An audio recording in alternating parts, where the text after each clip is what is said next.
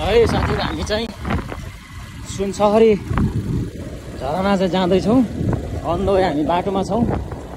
हेर्न सक्नुहुन्छ, आम्माम यस्तो दामी ठाउँ चाहिँ हेर्नुहोस्। यता पनि पहाड, उता पनि पहाड है।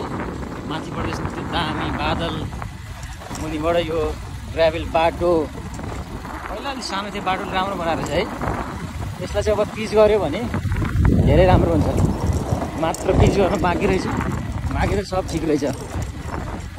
हामी जाँदैछौँ, 4 बज्नु आँट्यो। अब हामी चाहिँ लगभग 15-20 मिनट, आधा घन्टामा चाहिँ पुग्छौँ माथि। माथि पुगेर सुनसरी झरनाको दृश्य म तपाईँलाई देखाउँछु। हाम्रो रोल्पाको ठाउँ चाहिँ यस्तो दामी ठाउँ चाहिँ हेर्नुहोस्। हाम्रो ड्राइभ चाहिँ हाम्रो विजय सरले गरिराख्नु भएको छ। बबाल ठाउँ। थबाङ जाने बाटो पनि यही हो साथीहरू। जुन थबाङ भनेपछि तपाईँहरूले चाहिँ नचिन्ने नसुन्ने चाहिँ कोही छैन होला, आउनु भएको छैन होला, तर सुन्नु भएको छ। रोल्पा जिल्लाको थबाङ गाउँ भनेपछि एक खालको ऐतिहासिक गाउँ पनि हो त्यो। बाटो अहिले धेरै राम्रो भएको रहेछ। आजभन्दा 18-20 वर्ष अगाडि, 20 वर्ष अगाडि म त्यो थबाङ गएको थिएँ। त्यति बेला यही बाटो हिँडेर गएको, त्यस्तो थिएन। अहिले धेरै राम्रो रहेछ। एकदमै यहाँनिर कति सानो थियो, अहिले यस्तो छ बाटो। हेर्नुहोस्, अवस्था एकदम गम्भीर रहेछ। सानो यो पहाडहरू पऱ्यो भने चाहिँ हुन्छ होला। पारै पहाड छ। यस्तो पहाडमा चाहिँ अलिकति गाह्रो बाटो गर्नलाई, बाँकी ठाउँमा चाहिँ राम्रो रहेछ। यस्तो छ हेर्नुहोस्। तपाईँ पनि घुम्न आउनुपर्ने, एकचोटि घुम्न आउनुपर्ने ठाउँ चाहिँ है साथीहरू, रोल्पा जिल्लाको विभिन्न ठाउँ। जलजला जाने बाटो पनि यही हो। जलजला पनि तपाईँहरूको यही बाटो हुँदै जान्छ। माथि एक खालको छुट्टिने ठाउँ छ होला, त्यहाँबाट चाहिँ जलजला छुट्टै, थबाङ छुट्टै है। म चाहिँ बाइकमा बसिरहेको कारणले मेरो आवाज अलि भइरहेछ। हामी तुफान कुदिरहेछौँ। हाम्रो विजय सरले ड्राइभ गरिराख्नु भएको छ। बाँकी दृश्य चाहिँ तपाईँले म उता सुनसरी झरना पुगेर चाहिँ देखाउँछु है त। यस्तो बबाल ठाउँ, यस्तो राम्रो ठाउँ। एकचोटि तपाईँहरू पनि घुम्न आउनुहोस् हाम्रो रोल्पा जिल्लामा। रोल्पा जिल्लामा घुम्न आउनुहोस् एकचोटि। यस्तो बबाल ठाउँ चाहिँ हेर्नुहोस्। हामी चाहिँ सुनसरी झरना जाँदैछौँ। सुनसरी झरना। थबाङ जाने बाटो पनि यही हो, जलजला जाने बाटो पनि यही हो। बाटो त धेरै राम्रो रहेछ। पिच गर्ने तर्फमा रहेछ। पिच गऱ्यो भने चाहिँ दामी हुन्छ, देख्न सक्नुहुन्छ। बबाल छ।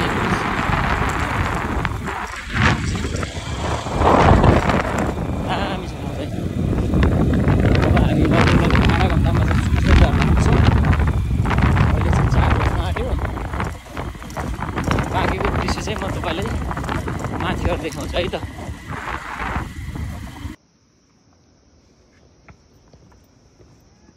म चाहिँ झरना जाँदैछु पारि, नजिकै छ सुनसरी झरना। बाटो हेर्नु नै देख्न सक्नुहुन्छ, यस्तो छ। यस्तो दामी ठाउँ लाग्यो मलाई। हेर्नु त, बबाल छ हेर्नुहोस्। दामी लाग्यो मलाई पारि सुनसरी झरना। सुनसरी झरना पारि नजिकै आउँदैछ, नजिकै आइपुग्यौँ हामी। लगभग करिब आइपुग्यौँ हामी।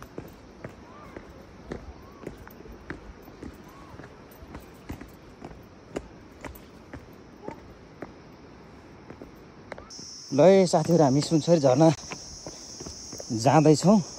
हेर्नु त, यसरी बाटो हो। झरना त्यहाँनिर छ, त्यहाँनिर छ। तल पुरा हालेको रहेछ। कोदोको खेती हेर्नुहोस् त, यस्तो बबाल छ। हेर्नु त, ठाउँ त कुरै छाड्नुहोस्, यस्तो बबाल छ नि। सबै गएर आइसक्नु भयो। हामी लास्ट होला सायद जहाँसम्म छ। यहाँनिर बसेको हाम्रो जेन्जी पुस्ता हो कि, यहाँनिर बस्नु भएको छ कि। फुल हो कि के हो यो? आम्मा, हजारीको फुल हाम्रोतिर अलिक ठुल्ठुलो थुङ्गा हुन्छ। यहाँनिर त सानो हेर्नु त, अर्ग्यानिक चिज। यत्तिकै उम्रेको, यो लगाएको होइन नि फेरि, यो खासमा यत्तिकै उम्रेको। बाटो यस्तो छ, समयको कारणले हामी अलि छिटो भाग्दैछौँ, दौडिँदैछौँ। आज धेरै आउनु बारी छ।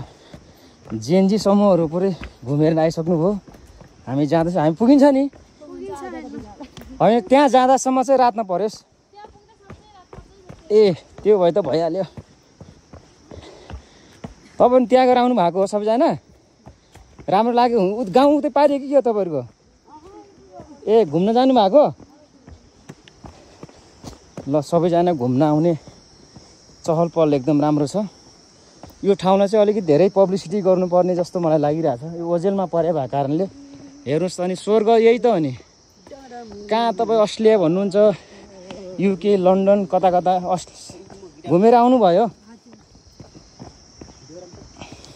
भिडियो चाहिँ भइरहेछ हो। हाम्रो विजय सरले चाहिँ गीत गाइराख्नु भएको छ। हामी यसरी जाँदैछौँ, हेर्नुहोस् बवाल हेर्नुहोस्।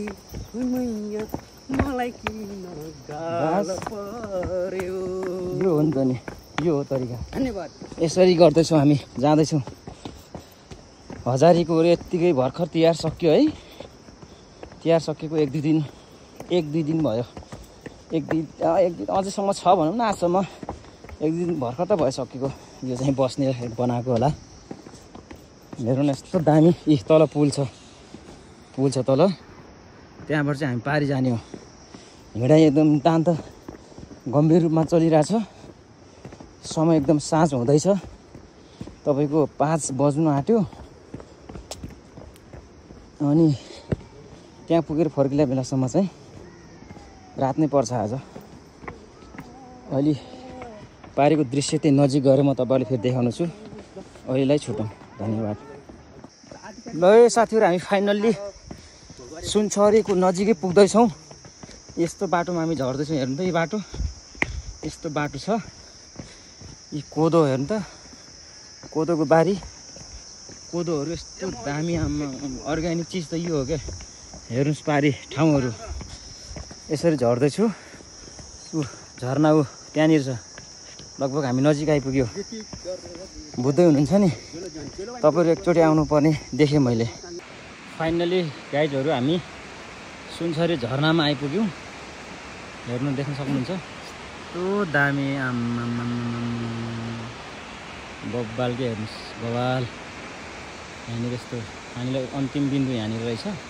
यहाँबाट हिँडेर जानुपर्ने तल यसो पानी खानलाई चाहिँ। यहाँबाट यस्तो बनाएको रहेछ। पारि बोर्ड छ सुनचरी झरना भनेर होइन। सुनचरी झरना भने हार्दिक धन्यवाद भने जस्तो छ। ए यहाँ यस्तो बस्ने ठाउँ बनाएको छ। यहाँ एउटा पसल होला जहाँसम्म लाग्छ मलाई। यस्तो छ हेर्नुहोस् है। एकचोटि आउनुहोस् तपाईँहरू। म भन्छु एकचोटि तपाईँहरू आउनुपर्ने भयो। ल है साथीहरू, फाइनल्ली म चाहिँ आफ्नै गिरे जिल्ला रोल्पा जिल्लाको अवस्थित यो चाहिँ सुनचरी झरनामा आइपुगेँ। देख्न सक्नुहुन्छ। फाइनल्ली चाहिँ यहीँनिरसम्म छ है अन्तिम बिन्दु भनेको। यहाँनिर एउटा पसल होला। यो अहिले त बन्द भइसक्यो। हामी अहिले कति बज्यो तपाईँको चाहिँ 5:30 भनेपछि ढिलै भयो हामी आउँदा। धेरै हिँड्नुपर्ने छ। फाइनल्ली उमा झरनामा आइपुगेँ म चाहिँ पूर्वतिरको साथीहरूले पनि के अनुरोध गर्न चाहन्छु भनेपछि आउनुहोस् कि एकचोटि होइन। तपाईँहरू पनि आउनुहोस्। पश्चिमतिर घुम्नुहोस्, हाम्रो रोल्पा जिल्लामा घुम्नुहोस्, जलजला जानुहोस्, सुनचरी झरनामा आउनुहोस्। हामी त अहिले अलिकति हतार भएर त्यत्तिकै खासै त्यस्तो भनौँ न एउटा खालको प्लानिङ अनुसार चाहिँ आउन पाइएन। नत्र भने तपाईँको क्यामेराहरू ड्रोनहरू ल्याएर खालको गऱ्यो भने चाहिँ धेरै राम्रो हुन्छ। एकदमै यो मतलब भनौँ न यो ओजेलमा जस्तो छ यो ठाउँ, यो झरना चाहिँ। तर हामी चाहिँ फाइनल्ली 5:30मा छौँ अहिले। अब त्यहाँ पुग्दा 6 बज्छ होला। तल पुगेर पानी खाने एउटा खालको छ। हेर्दै गएमा सी यू गाइज।